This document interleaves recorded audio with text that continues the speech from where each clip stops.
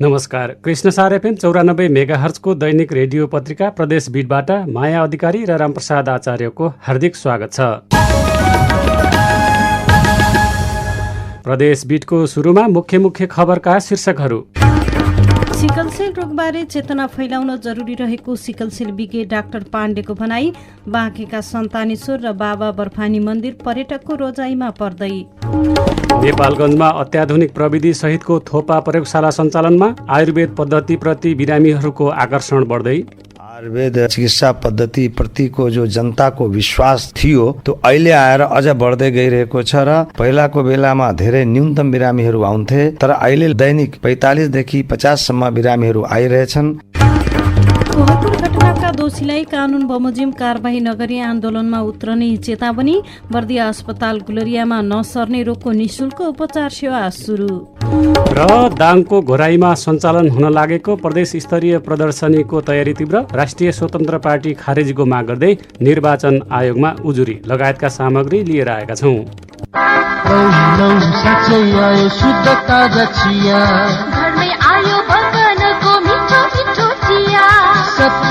ताजा प्रशोधित चिया, कडा रङ मिठो स्वादको दाना र धुलो दुबै।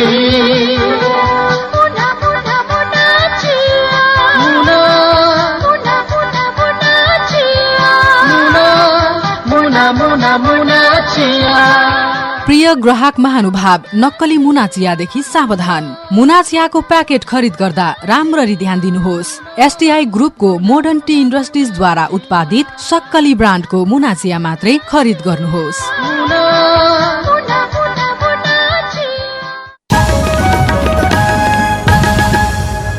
कृष्णसार एफएम 94 मेगाहर्जको दैनिक रेडियो पत्रिका प्रदेश बिटमा फेरि स्वागत छ। प्रदेश बिट कृष्णसारएफएम.com तथा फेसबुक पेजबाट पनि प्रत्यक्ष प्रसारण भइरहेको छ। अब पूरा खबर। थारू समुदायमा देखिएको सिकलसेल रोगले पारेको असर कहाली लाग्दो रहेकाले यसलाई चेतना फैलाउन जरुरी रहेको बताइएको छ। बाँकेको कोहलपुर नगरपालिकामा आज आयोजित सिकलसेल एनिमिया रोग सम्बन्धी अभिमुखीकरण कार्यक्रममा सिकलसेल विज्ञ भेरी अस्पताल नेपालगञ्जका प्रमुख कन्सल्टेन्ट फिजिसियन तथा मेडिसिन विभाग प्रमुख डाक्टर राजन पाण्डेले यस्तो बताउनु भएको हो। कार्यक्रममा डाक्टर पाण्डेले थारू समुदायमा देखिएको सिकलसेल रोगको चेन ब्रेक गर्न रोगी बीचको बिहेबारी रोक्न आवश्यक रहेको बताउँदै त्यसका लागि स्थानीय स्तरमै जनचेतना फैलाउन जरुरी रहेको बताउनुभयो। यस क्षेत्रका थारू समुदायमा वंशानुगत सिकलसेल र थालसेमिया रोग जनस्वास्थ्य समस्याका रूपमा रहेकाले यसको न्यूनीकरणका लागि रगत परीक्षण गरेर मात्र बिहेबारी गर्न उहाँले सुझाव दिनुभयो। डाक्टर पाण्डेकै अनुसन्धान तथा पहलमा सरकारले सिकलसेलका बिरामीलाई उपचार खर्च बापत 1 लाख रुपियाँ दिँदै आएको छ। स्थानीय सरकारले आफ्नो पालिकाभित्रका सम्पूर्ण बालबालिकाको सिकलसेल तथा थालसेमिया चेक जाँच गर्न सक्ने गरी नीति बनाउन सकियो भने रोग नियन्त्रणमा ठूलो उपलब्धि हुने उहाँको भनाइरहेको छ।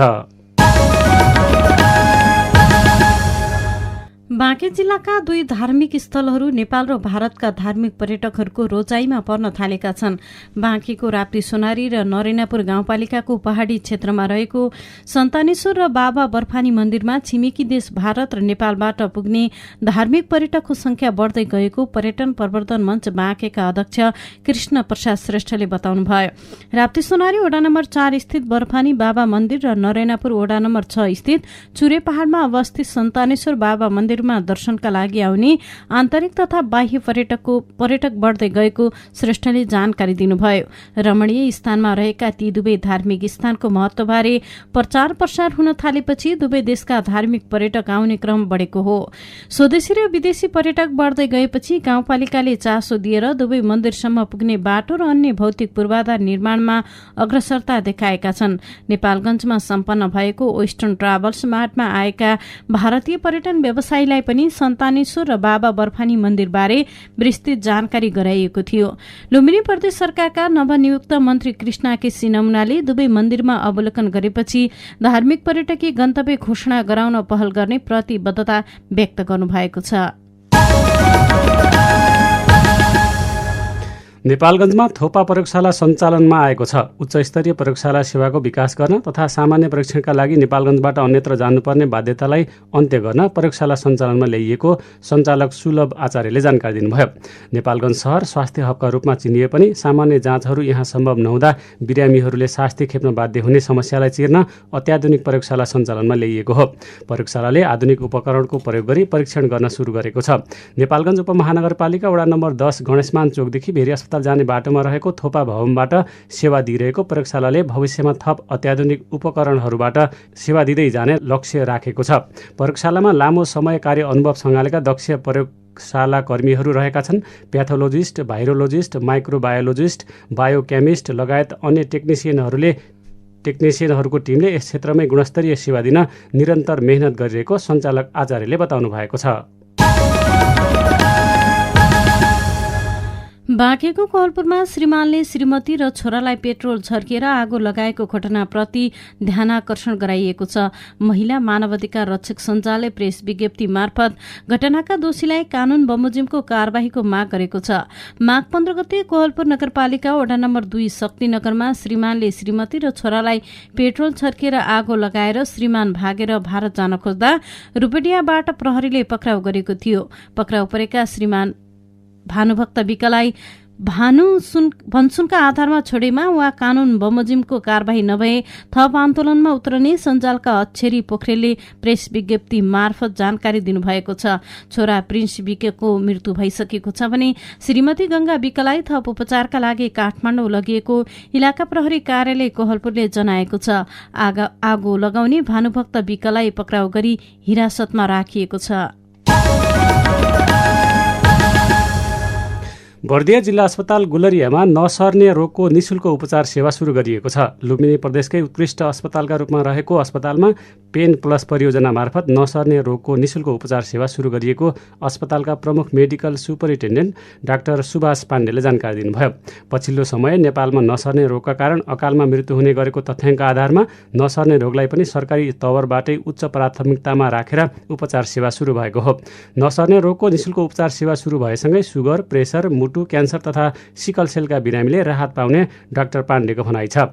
स्वास्थ्य तथा जनसङ्ख्या मन्त्रालय तथा काठमाडौँ इन्स्टिच्युट अफ चाइल्ड हेल्थको साझेदारीमा सञ्चालन गरिएको परियोजना अन्तर्गत पेन प्लस क्लिनिकको मन्त्रालयका सचिव डाक्टर रोशन पोखरेलले उद्घाटन गर्नुभएको छ।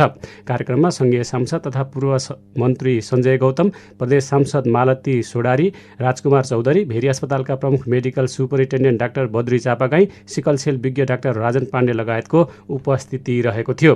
प्रदेशपीठमा आयुर्वेद उपचार पद्धतिप्रति बिरामीहरूको आकर्षण बढ्दै आयुर्वेद चिकित्सा पद्धति प्रतिको जो जनताको विश्वास थियो त्यो अहिले आएर अझ बढ्दै गइरहेको छ र पहिलाको बेलामा धेरै न्यूनतम बिरामीहरू आउँथे, तर अहिले दैनिक 45 देखि 50 सम्म बिरामीहरू आइरहेछन्। लगायतका सामग्री सुनाउन अझै बाँकी नै छन्। तपाईँ कृष्ण सार एफएमको साथमै रहनुहोला।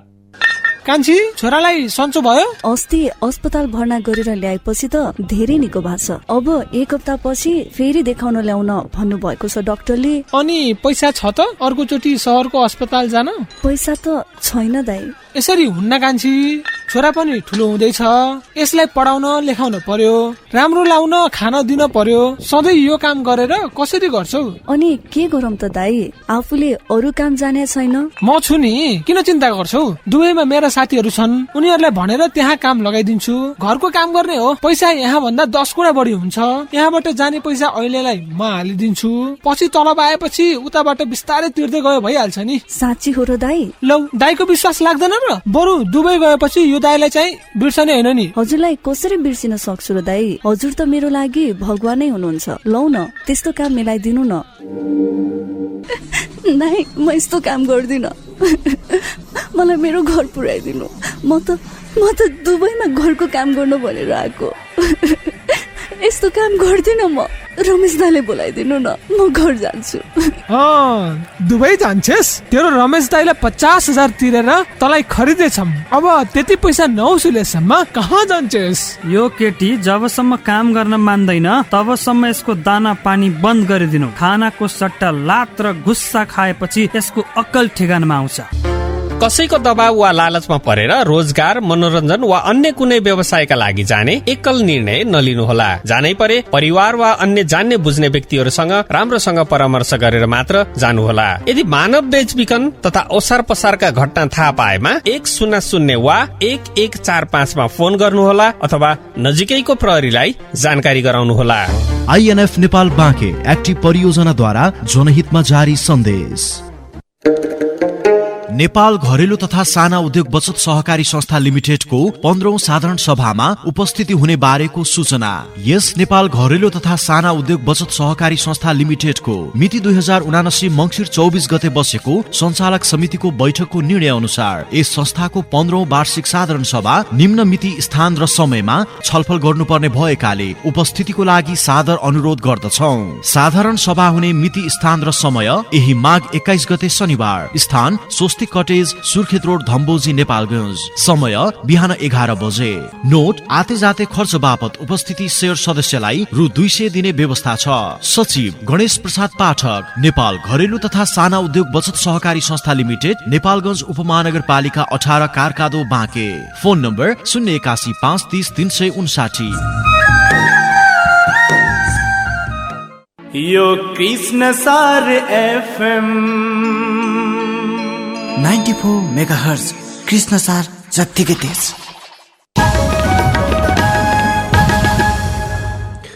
कृष्ण सार एफएम 94 मेगाहर्जको दैनिक रेडियो पत्रिका प्रदेश बीटमा फेरि स्वागत छ। प्रदेश बीट कृष्णसारfm.com तथा फेसबुक पेजबाट पनि प्रत्यक्ष प्रसारण भइरहेको छ। अब रेडियो सामग्री।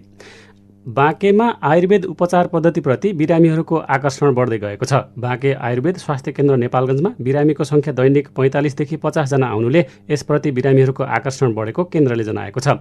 केन्द्रले बिरामीहरूलाई निशुल्क औषधि, परामर्श, ल्याब सेवा, पञ्चकर्म सेवा, बिहान योग लगायतका सेवा दिँदै आएको छ। साथै 65 वर्षमाथिका ज्येष्ठ नागरिकहरूलाई स्वास्थ्यवर्धक औषधि, सुत्केरी आमालाई दुग्धवर्धक औषधि निशुल्क वितरण गर्दै आएको छ।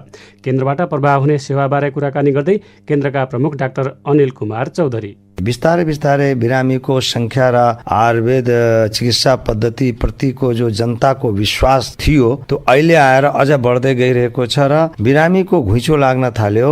मैले यहाँका कर्मचारीहरूबाट थाहा पाए अनुसार पहिलाको बेलामा धेरै न्यूनतम बिरामीहरू आउँथे, तर अहिले लगभग दैनिक 45 देखि 50 सम्म बिरामीहरू आइरहेछन् र निरन्तर पूर्ण रूपले सबै किसिमका सेवाहरू पाइरहेछन्। औषधि सबै निशुल्क पाइरहेछन्। बिरामीहरूले चाहिँ के सेवा पाउँछन्, कति प्रकारको औषधि चाहिँ निशुल्क दिनुहुन्छ, थप चाहिँ अरू के सेवा चाहिँ निशुल्क दिन्छ डाक्टर साहब? सर्वप्रथम त हाम्रो बाँके आयुर्वेद स्वास्थ्य केन्द्रबाट जनताले पाउने औषधिहरू मध्ये 23 प्रकारका औषधिहरू यहाँबाट हामी निशुल्क वितरण गर्छौं। त्यसपछि बिरामी जाँच्दाखेरि त्यो 23 प्रकार मध्ये भन्दा पनि कुनै औषधिको विशेष आवश्यकता पर्यो भने त्यो औषधि हामी लेख्छौं, त्यो उहाँ बिरामीहरूले किन्नुहुन्छ। ती औषधिहरू भए हैन पेटका भए, महिलाहरू सम्बन्धी रोगका भए, बातका भए, जन्डिसको भयो, पाइल्सको, बवासिरको भयो गरेर विभिन्न किसिमका औषधिहरू छन्। त्यो अब जस्तो किसिमको बिरामी आउँछन् त्यो अनुसारले हामी म्यानेज गर्छौं। एउटा त निशुल्क बिरामीको औषधि उपचार भयो र परामर्श सेवा पनि भयो। त्यसपछि हामीले यहाँ विशेष रूपले बाँके आयुर्वेद स्वास्थ्य केन्द्रमै सरकारले निर्धारण गरेको दर रेटमा ल्याब सेवा पनि दिइरहेछौँ। दिशा पिसाब रगतको जाँच पनि भइरहेछ यहाँ। र साथै बात सम्बन्धी, नशा सम्बन्धी रोगको लागि, घुँडा दुख्ने, कमर दुख्ने र जस्तै यो उच्च रक्तचापका लागि, यस्ताको लागि हामी पञ्चकर्म सेवा अन्तर्गत नाडी स्वेद दिन्छौं, सर्वाङ्ग स्वेद गर्छौं, शिरोधारा गर्छौं, शरीरको तेल मालिश गरेर विभिन्न किसिमको उपचारद्वारा यो लगिरहेछौं। यसको न्यूनतम शुल्क राखिएको छ र निशुल्क सेवामा जस्तै स्तनपायी आमाको लागि हामी जो आमालाई दुध आइरहेछन् बच्चा पाएदेखि 6 महिनासम्म उहाँहरूलाई हामी निशुल्क दुग्धवर्धक औषधिहरू दिन्छौं, तेल दिन्छौं, जसले दुध आमाको पूर्ण रूपले आउँछ र त्यो दूध खाएर बच्चामा हुने रोग प्रतिरोधात्मक क्षमतामा वृद्धि गर्छ। बच्चा बलिष्ठ हुन्छन्, स्वस्थ हुन्छन्, स्वस्थ नागरिकको उत्पादन हुन्छ। त्यसै गरेर 65 वर्ष पुगेका आमा बुवाहरूलाई शक्तिवर्धक औषधिहरू, रसायन औषधि निशुल्क उहाँ बाँचुन्जेलसम्म हामी दिन्छौं। त्यसको लागि उहाँहरूले आफ्नो 65 वर्ष चाहिँ कायम गर्ने प्रमाण ल्याउनु पर्छ। त्यसै गरेर स्तनपायी आमाहरूले पनि बच्चा पाएको प्रमाण ल्याउनु पर्छ, फोटोकपी। त्यसै गरेर यहाँ बिहान 5 5 बजेदेखि 6 बजेसम्म 1 घण्टाको लागि स्वस्थ जीवनशैली अन्तर्गत स्वस्थ कसरी रहन सकिन्छ, औषधि नखाइकन हामी कसरी स्वस्थ बाँच्न सक्छौं भन्ने उद्देश्यले सरकारले योगको पनि व्यवस्था गरेको छ। यहाँ योग भवन छ, त्यसमा बिहान निशुल्क 5 बजेदेखि 6 बजेसम्म हामी योग प्रशिक्षकद्वारा योग सञ्चालन गरिरहेछौँ। योग गुरुहरू पनि आउँछन्। यो आयुर्वेद उपचार पद्धति प्रति नागरिकको बुझाइ चाहिँ कस्तो पाउनु भएको छ डाक्टर साहब? जस्तै आयुर्वेद उपचारबाट चाहिँ ढिलो रोग चाहिँ सन्चो हुन्छ भनेर चाहिँ बुझाइ पनि छ नागरिकहरूमा। यो एकदम सही कुरा हो। तर अब यस्तो छ, रोग पनि मुख्य रूपले 2 किसिमको हामी समाजमा हेरिरहेछ। एउटा तुरन्तै सर्ने, एउटा नसर्ने। सर्ने रोग त तुरन्त कन्ट्रोल गर्नै पर्छ, त्यसलाई नियन्त्रणमा लिनै पर्छ, त्यो त हाम्रो अन्य चिकित्सा पद्धतिहरूले गरिरहेछन्। तर नसर्ने रोग जुन भयो, जस्तै बातको रोग भयो, जन्डिस रोग भयो, पेटको रोग भयो, महिलाहरूमा सेतो पानी रोग जाने रोग भयो हैन, आउमासीको रोग भयो, यस्ता विभिन्न किसिमका जो रोगहरू छन्, यसको लागि त अब के गर्ने? अब नसर्ने रोगको उपचार त सबभन्दा राम्रो आयुर्वेदमै छ। किनभने लामो समय औषधि अन्य चिकित्सा पद्धतिको हामी खायौं भने विभिन्न किसिमका नकारात्मक प्रभाव छोड्छ शरीरमा। तर आयुर्वेद औषधि हामी एउटा हिसाबले चिकित्सकको रेखदेखमा खायौं भने छिटै रोग निर्मूल पनि हुने र राम्रो पनि हुने भएको हुनाले प्राय गरेर नसर्ने किसिमका रोगीहरू हाम्रो आयुर्वेद चिकित्सा पद्धतितिर विशेष रूपले आकर्षित भएर निरन्तर औषधि लिएर रोग उपचारमा उनीहरूको चाहिँ जागृति भइरहेको छ। बाँके आयुर्वेद स्वास्थ्य केन्द्र नेपालगञ्जका प्रमुख डाक्टर अनिल कुमार चौधरी र शम्भु थारू। अब बाँकी समाचार। दाङको घोराई उपमहानगरपालिकामा सञ्चालन हुन लागेको लुम्बिनी प्रदेश स्तरीय साना तथा घरेलु उद्योग पर्यटन तथा कृषि प्रदर्शनी 2079 को तयारी तीव्र पारिएको छ। साना तथा घरेलु उद्योगको विकास र विस्तार, लुम्बिनी प्रदेशको समृद्धिको आधार भन्ने नाराका साथ आगामी फागुन 3 गतेदेखि 13 गतेसम्म घोराई उपमहानगरपालिका 14 झिगौरामा प्रदर्शनी शुरू हुँदैछ। नेपाल घरेलु तथा साना उद्योग महासंघ दाङको आयोजनामा हुने प्रदर्शनीको तयारी तीव्र पारिएको संघका अध्यक्ष तथा मूल आयोजक समितिका संयोजक प्रदीप मजगैयाले जानकारी दिनुभयो। प्रदर्शनीमा महानायक राज्य समाल नायकहरू आर्यन सिग्देल, रमित ढुङ्गाना तथा राष्ट्रिय स्तरका चर्चित कलाकार प्रकाश सपुत, प्रमोद खरेल, मेलिना राई लगायतका करिब 80 जना बढी राष्ट्रिय तथा स्थानीय कलाकार आउने भएका छन्। जिल्लामा रहेका मनमोहक प्राकृतिक सभ्यताहरूलाई राष्ट्रिय रूपमा चिनाउने उद्देश्यले प्रदर्शनीको आयोजना गरिएको संयोजक मजगैयाले बताउनुभयो। राष्ट्रिय स्वतन्त्र पार्टी रासोपाको दल दर्ता प्रक्रिया नै गलत रहेको भन्दै निर्वाचन आयोगमा दल खारेजीको उजुरी परेको छ। सिन्धुली जिल्लाका युवराज पौडेल सफलले रवि लामिछानेलाई सर्वोच्च अदालतको संवैधानिक इजलासले उम्मेद्वार बन्दा पेश गरेको नागरिकता अवैधानिक ठहर गरेकाले सोही नागरिकता पेश गरी लामिछानेले गरेका निर्णयहरू अवैध हुने भएको उल्लेख गर्दै स्वतन्त्र पार्टी नै खारेजीको माग गर्दै आज आयोगमा निवेदन दिनुभएको हो। गत साता सर्वोच्च अदालतले नेपाली नागरिकता नलिइकन प्रतिनिधि सभा निर्वाचनमा भाग लिएको भन्दै रविको उपप्रधान तथा सांसद पद खारेज गरिदिएपछि उहाँ दुवै पदबाट मुक्त हुनुभएको थियो। लुम्बिनी प्रदेशका मुख्यमन्त्री लीला गिरीले सचिवालय विस्तार गर्नुभएको छ। उहाँले प्रेस संयोजक, स्वकीय सचिव सहित 5 जनालाई सचिवालयमा नियुक्त गर्नुभएको हो। प्रेस संयोजकमा टीका बस्नेत, मुख्यमन्त्रीको सचिवालयमा अमृत गिरी र पुष्पराज अधिकारी, कम्प्युटर अपरेटरमा विपिन केसीलाई नियुक्त गरिएको सचिवालयले जनाएको छ। मुख्यमन्त्री गिरीले मुख्यमन्त्री र मुख्यमन्त्रीको पारिश्रमिक तथा सेवा सुविधा सम्बन्धी ऐन 2075 को दफा 10 बमोजिम सचिवालयमा नियुक्त गर्नु भएको बताइएको छ।